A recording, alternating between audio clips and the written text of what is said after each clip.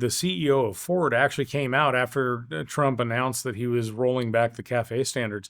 He said this is actually going to lead to a reduction in prices in new cars, which is the first time that's happened in, I don't even know if it's ever happened. Wow. That Since cars Henry are Ford. actually going to be cheaper this year than they were last year. If 2025 was the year of peak climate idiocy, 2026 could be the year American power returns in force. Today on Restoration Spotlight. I'm Hayden Ludwig. Is the decades-long fight between green energy and so-called fossil fuels finally coming to an end? My guest today certainly thinks so, and he's bringing the receipts to prove it. Jeff Reynolds is senior editor for Restoration News. He's been documenting the left's war on traditional, reliable energy sources for years. What he's found is more than the usual litany of failed climate prophecies, the very catastrophic collapse of Big Green itself. Jeff, welcome back to Restoration Spotlight. Thanks, Hayden. It's great to be back and love coming on the show. I want to start with your boldest claim, this idea that 2026 is the year of peak climate idiocy, your words, or at least the beginning of the end of the whole green movement as we know it. Now, one of your measuring sticks for that claim, and we hope it's true, is the Trump administration's success in restarting a nuclear renaissance that we haven't seen in decades, while simultaneously promoting petroleum extraction that has been left by the wayside by previous Democratic administrations. Now, the concern, of course, is not that they won't be successful, it's that Democrat presidents could overturn those changes after the 2028 election. So my first question, Jeff, is how permanent is this change?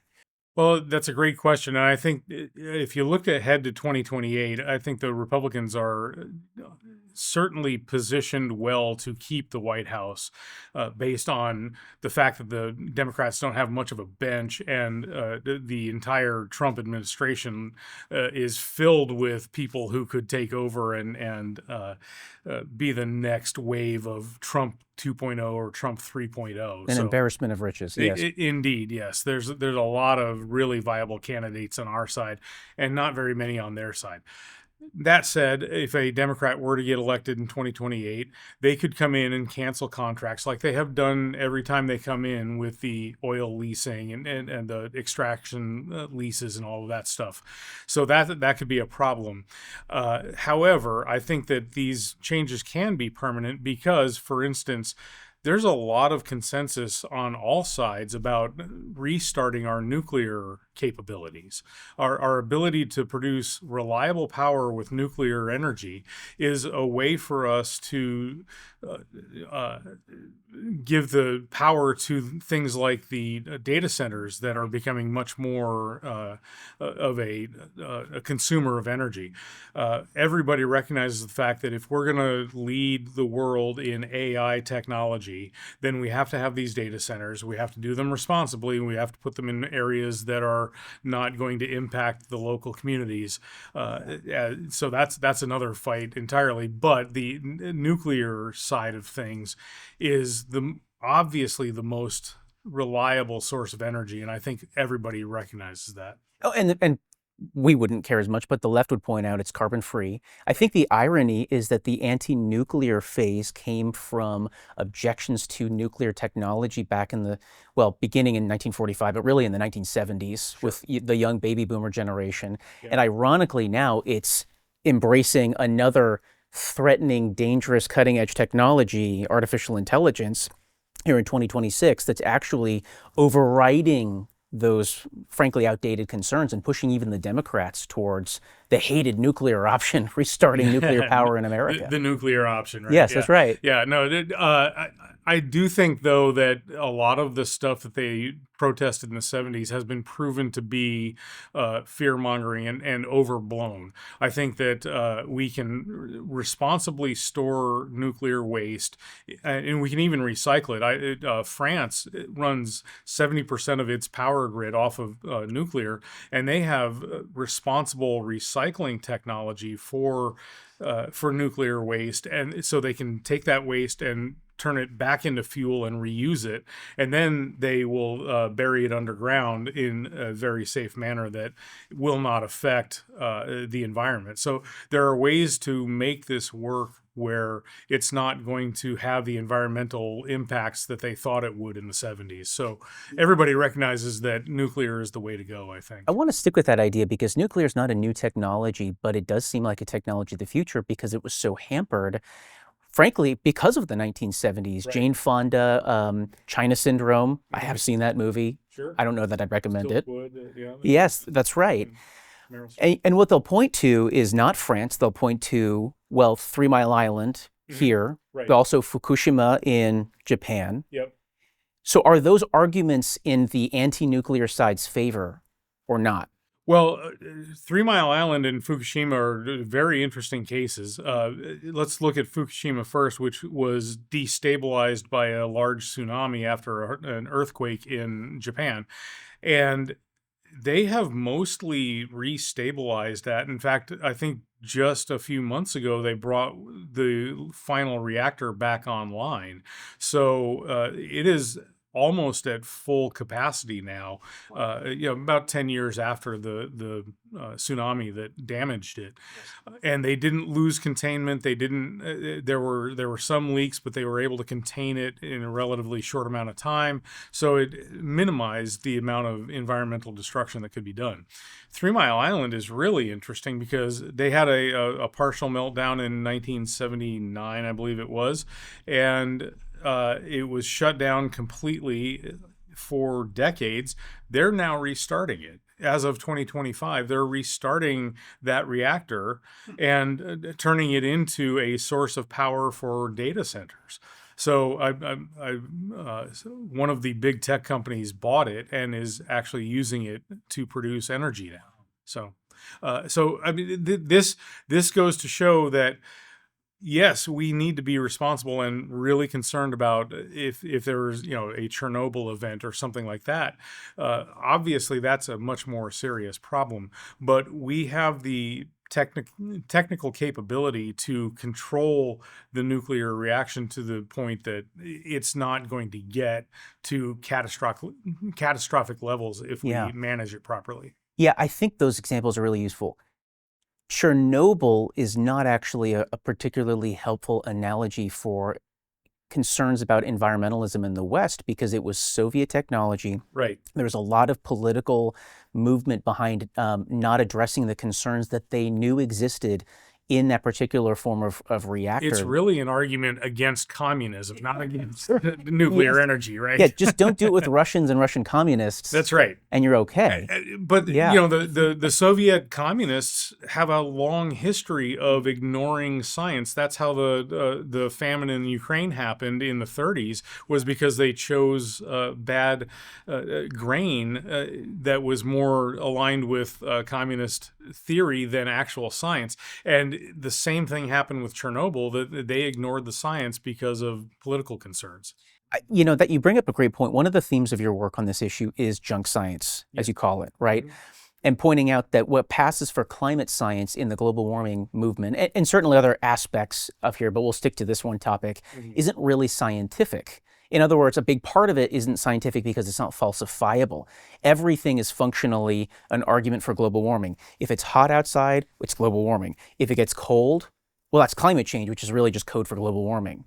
So talk more about that theme. How did it get so bad? Because it wasn't like this 50, let's say 60, 70 years ago. It's declined in that generation's time. So I think a lot of this started in the late 80s when Al Gore and the James Hansen and the Senate committee hearing in, I believe it was 1988, excuse me, they first introduced the idea of global warming, and ever since then they've been out to prove global warming.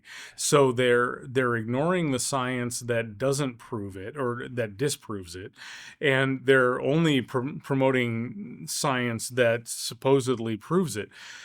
What you've seen over the last, say, 10 or 15 years is the development of attribution science, which is a thoroughly unscientific way of looking at things, where they go back and basically retcon the effects of extreme weather events and say, well, this is how global warming caused that hurricane to hit that particular city, and it's Explain that a little bit more. So, because we know that the government through NOAA collects a lot of meteorological data, right?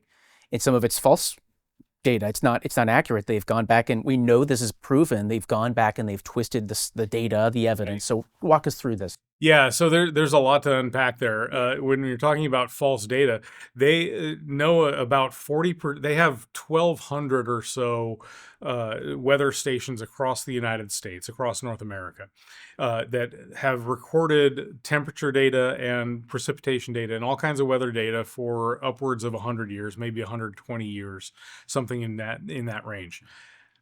But so many of them were started so early that the either the caretakers of the property have long since passed away, or the equipment has gone bad. It's very old equipment, to the point where 40% of those weather stations no longer actually exist or record data on a daily basis. NOAA goes back and produces data for those weather To stations. fill in the gaps. They fill in the gaps. How are they doing that? They're just making it up. This is what we think it should have been in 1940. Right. Yeah, that's basically Wow. what it is. It's a computer model. And a Okay. bad one at that. See, that's an important point right there. Models are not evidence. People Right. don't understand this. Models help you do prediction and analysis, but analysis is not evidence. Analysis uses evidence. Right. You cannot prove something using a computer. You can't prove the scientific process using a computer. You can analyze data, and you can statistically take a look at trends, but that's not proof of anything. Part of the problem, and forgive my ignorance, I'm losing some of the terminology here, but they have a lot of these meteorological stations that are in existence are located in big city centers that have grown, and they produce a tremendous amount of heat that's locked in and reflected from the sun because of concrete and glass and steel. Yes. And there's serious concerns among genuine climate scientists that that warps the overall heat map of the United States. Yes, that's called the urban heat island effect, which is, as you describe, concrete actually absorbs a lot more sunlight, so it generally retains more heat, and it slowly radiates back out of that material. And so any weather station that used to be there before it was urbanized and is now had all that stuff grow up around it, by definition will show higher temperatures, even though the air temperature may or may not have changed. But that brings up another question. What is the actual global temperature average? Right. Nobody really actually knows. They sort of guess at it, but there's not actually an average temperature or what it should be, or because there are so many variables that go into it. It's impossible to account for all those variables. Latitude, longitude, time of day. How often are you checking the temperature? How often are you averaging it? What's the relative humidity? There are so many things that affect, and they don't even account for the percentage of water vapor in the air, which is a much greater has a much greater effect as a greenhouse gas than carbon dioxide does. Or methane, yeah. Right. So how much, if you look up at the sky, what percentage of it is covered with clouds on a particular day at a particular time at a particular temperature, and how much of an effect is that having versus how much carbon dioxide happens to be in the air at that time? It reminds me, because ultimately this ought to produce humility in science. I mean, that's really what science is, right? Right. It's saying I can go out into the world, and as a Christian, I can go out into the world knowing God made it and he wants me to unveil the secrets of it. That's a humbling thing. What it's actually produced in the global warming movement is the opposite. But it reminds me analogous of a completely different problem where in geography, you actually cannot accurately measure a nation's coastline. Because if you zoom in or zoom out, there's infinitely more fractal variation on the coastline. Yeah. So you can end up with a coastline that's 2,000 miles or 20,000 miles, depending on the scale. Is that unscientific? Well, no, but it shows you're dealing with something that doesn't produce a narrative, and global warming is a narrative first and foremost. Right. And that's the fundamental flaw to climate science being proffered by the radicals on the left, is that they are fitting the facts to their theory instead of the theory to their facts. Yes. Okay, so we were talking about the 1970s. I think this matters still today, not only because the people from it are still running the country, but seriously, they really are. They're just now starting to exit, like Nancy Pelosi, Chuck Schumer. That's the era they came into politics. It's change. It's the lens through which they see everything. But I also think that the 1970s anti-nuclear phase gave the doomsday rhetoric that the climate movement later adopted. Sure, absolutely. 3 Mile Island fueled that. The Manhattan Project fueled that, and then later on Chernobyl fueled that. You could have a meltdown at any time.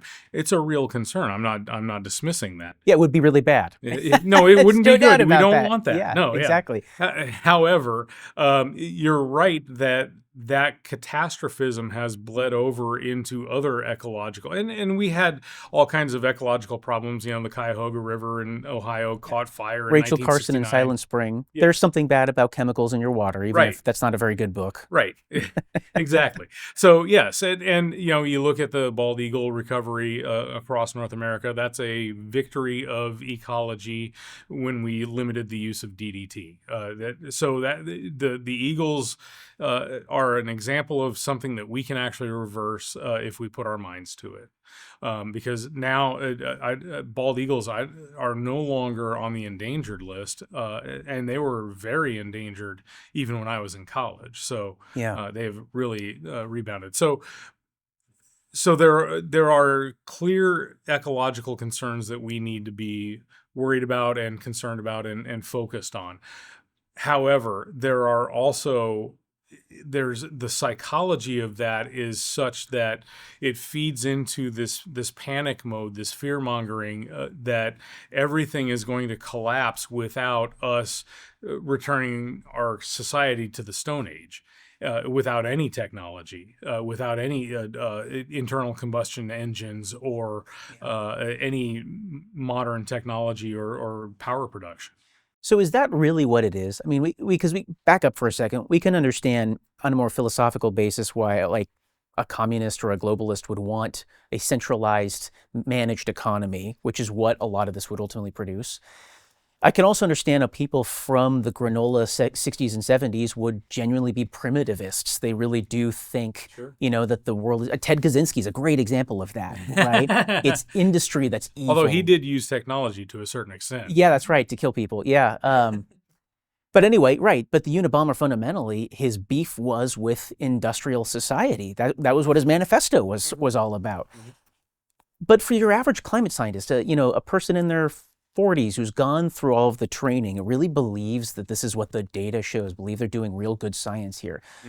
What's the motivation? Are they genuinely just a global communist, or is there something deeper there?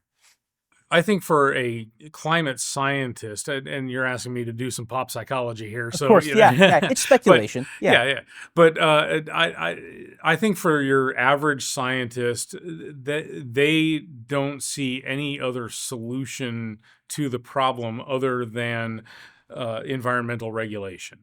And so that fits naturally into a more globalist look at how we should govern everything, because what happens here in the United States affects South Sentinel Island and all of everything in between, right? So I think that they can't really, nobody can really wrap their heads around, well, how do we really actually fix this unless we tell everybody they have to? Yes. And so, but the problem is, again, coming back, let's back up and look at it from a bigger viewpoint. Is this really the catastrophe that they are claiming it is? Yes. And if you really break down the science, there's not enough there to justify going to global communism. Yeah, that's fascinating. You mentioned that nobody knows the right temperature for the Earth. Well, a huge aspect of this is the right amount of carbon dioxide on the Earth in the atmosphere, and nobody has the answer to that. What is the correct amount? Well, if you go back a few million years, even say 100 million years during the age of the dinosaurs, they have a pretty good idea that carbon dioxide levels in the atmosphere were 100 times what they are now. And we're like something like 400 parts per million right now. Yeah. 433, 435, something like And to be that. clear, that's close to ice age levels Right. of carbon dioxide in the atmosphere. Carbon Dioxide Coalition actually says that we're in a carbon deficit. We're in a carbon drought where if we were up to regular levels, in between the periods between ice ages, further out from the last ice age, we would have more carbon dioxide in the atmosphere and we'd be growing more. And so we'd be able to actually feed all of humanity with our agricultural production, which we currently we have the ability to do, but we're stretching our resources. And to show, what a big deal this is for the environmental left, one of the biggest organizations on that, run by Bill McKibben, is 350.org. Right. 350 means 350 million parts per million CO2 in the atmosphere. Right. They want to get sub that, which basically is ice age levels of CO2 in the atmosphere. They think that's the way it should be. Yeah, they have set that arbitrary level as the number that we went past that has caused the catastrophes. Yes. It's very funny to me that they continue to say that the environment is getting worse and natural disasters are getting more severe and all of that. We just had a year, 2025, in which we did not have landfall in North America for a hurricane. Now, of course, they're going to point out there was Hurricane Melissa right near the end of the season that wiped out Jamaica. It rapidly intensified to a Category 5 hurricane. And while that's true, they can't scientifically attribute that to anything other than normal cycles and normal environmental conditions. That is a big deal for the catastrophism narrow. And I notice, by the way, these people aren't smashing up greenhouses. I mean, well, but really though, you think about it, that is a place where you put plants to grow under an intense amount of carbon dioxide because they feed on carbon dioxide. Right. It's my kindergarten level of understanding. But if they're really serious about it, they should be firebombing those places and not Tesla dealerships. I mean, because right? they pump in 1,200 parts per million carbon dioxide into 3 times what we have out here. Exactly. That's amazing. Yeah. Okay, so you brought us back to peak climate idiocy in 2025. I do want to get into that phrase and, contrast last year versus what you think we're entering into here in 2026. And I want to do so by pointing out that Bill Gates himself might actually have inaugurated this. Yeah. Only a few months ago, he was announcing, I believe it was the World Economic Forum, if I have this correct, one of the big globalist institutions. He's announcing that these doomsday scenarios, the emphasis on catastrophism, is way overblown. And this is a quote, even global warming would not decimate civilization. Right. That is a hell of an about face from the last 40 years. Yes. Of all of this stuff. Now, that's just one person, but of course, Bill Gates is the guy for all the funding through the Bill Gates Foundation. Arabella Network. That's right, exactly. He pulled his funding from Arabella, too, so maybe he's starting to pull back from all of this stuff. Well, philanthropy exists to help wealthy people cultivate their good reputation. I mean, that's functionally, if you're giving away $1 million, it's because you're a charitable person. If you're giving away $100 million, you probably have a public persona. It's not always true, but it often is true in his case. That's why philanthropy exists. You're absolutely right. That's why prominent people do that. But tell us about that, because that seems to me a massive deal that they're giving up that territory. So there is a growing consensus that the idea that global warming is going to create environmental or more severe environmental conditions is not true. And a lot of this comes from the work that Bjorn Lomborg has done. Yes. Who is a Swedish, or I believe he's Swedish. Sounds right to me, yeah. Economist who has talked about the way to clean up the environment is by creating prosperity and creating free, allowing even the third world to participate in free markets and to find their way to prosperity like the first world has. And he makes a compelling point that if you look at most of the first world countries, they've cleaned themselves up based on realization that they had to. Okay, we had our period of rapid growth, and there were some environmental disasters that we created, and we now have gone back and cleaned those up. As you know, the Cuyahoga River again is a great example of The that. fact that we don't kill whales for their whale oil, you can thank petroleum for that. Yeah, no, that's a very good point. Although we're killing the whales again with the windmills To save them this yes, time. right. Yeah, right. So, I love that. yeah, save the whales unless it involves wind power. Right. Well, no, you raise a really powerful point, right? That the reason you like living in the West, and from an environmental standpoint, is because we have high standards. That high standards were they were only possible because of the prosperity, and the prosperity is a result of cheap energy. And energy is not a thing that goes back 100 years. Energy is something, built into the human condition. That's why you eat, right? Yeah. You have to have energy to move, to do any kind of work, labor, etc. We've gotten better and better and better. And petroleum, especially oil and natural gas too, are miracle products in that sense. Right. Petroleum products are among the cheapest, along with nuclear. Nuclear is a fraction, but petroleum products are the cheapest energy per unit or per pound, I guess, is what you'd say. So the amount of resources that you have to put into petroleum to turn it into electricity that goes through the wires is among the cheapest there is. Coal is right there, and petroleum and nuclear are the cheapest forms. And so, yes, your point about cheap energy is vital.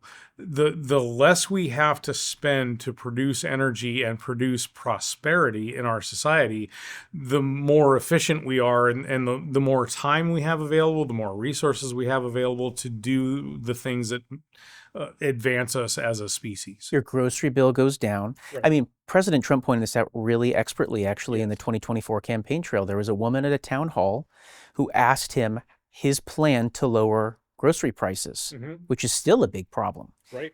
And he pointed out the best way within a president's power, within the government's power really, is to lower your electricity bill. Right, because, well, not just electricity, but power in general. Power in general, yeah, thank you, yes. Fuel costs. Because in our society, we grow stuff in one place, we transport it to another place. We use equipment to grow it, we use equipment to transport it, we use equipment and petroleum products and resources to build the roads to get there. We have to then build this grid out of other resources. So there are all kinds of resources that go into a mass economy like this, that if we are able to be more efficient, that will drive down all the prices at every layer. It's called the layering effect, actually, that every layer of the economy is made less expensive the less we pay for energy.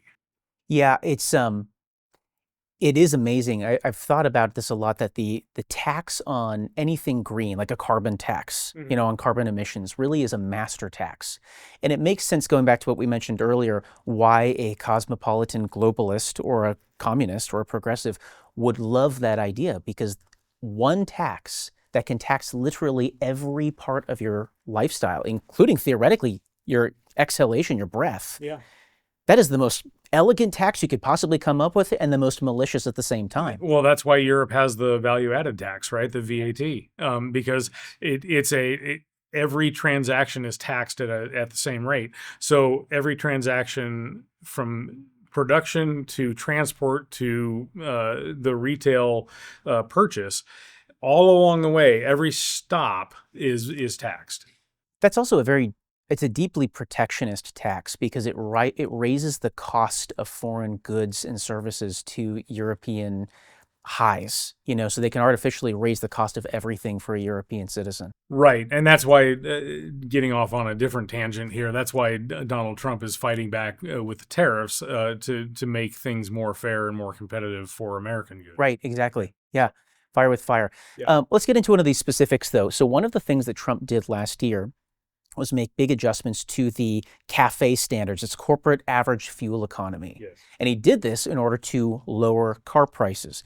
So explain CAFE and the effect this has had on, buying your next truck or car. Right. So CAFE requires every manufacturer to meet a particular average miles per gallon fuel efficiency level.